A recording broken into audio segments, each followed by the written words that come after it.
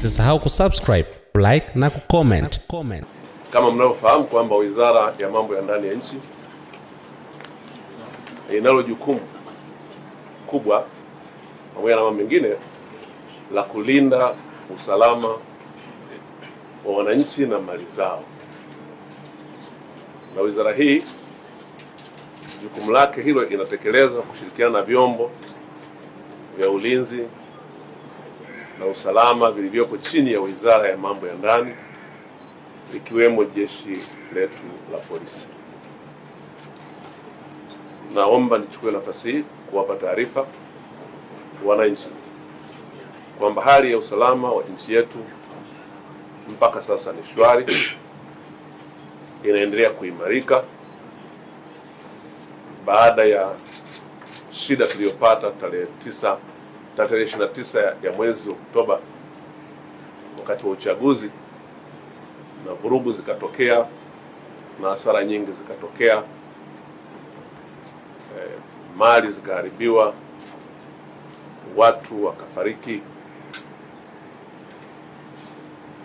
shida ambayo kwa kweli tusingetamani irudie tena, kwa sababu hasara yake mpaka sasa tunaendelea kuumia nayo. Na nitoe pole kwa Watanzania wenzetu waliopoteza maisha, walioumia, wengine bado hata vidonda vyao havijapona, lakini walioharibiwa mali na hasara nyingi ambazo zimejitokeza. Kwa kweli si jambo linalofurahisha hata kidogo, ni jambo ambalo limeleta hasara kubwa. Basi tunamwomba Mwenyezi Mungu atuepushie mbali lisitokee tena jingine la namna hiyo.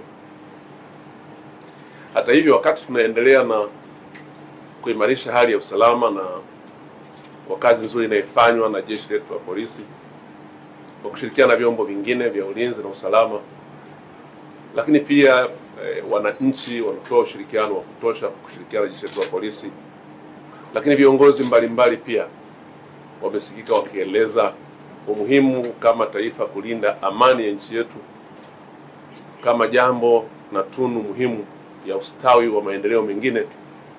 Nichukue nafasi hii kuwashukuru sana viongozi wetu wa dini kwa nyakati tofauti tangu tarehe za mwanzo wa mwezi huu.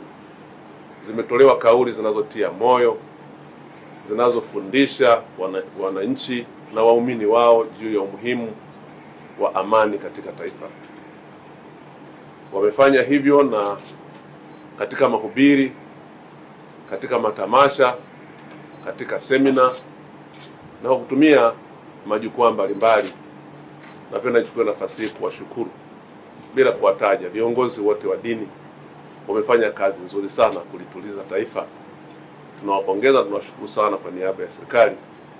Wamefanya wajibu wao huo vizuri.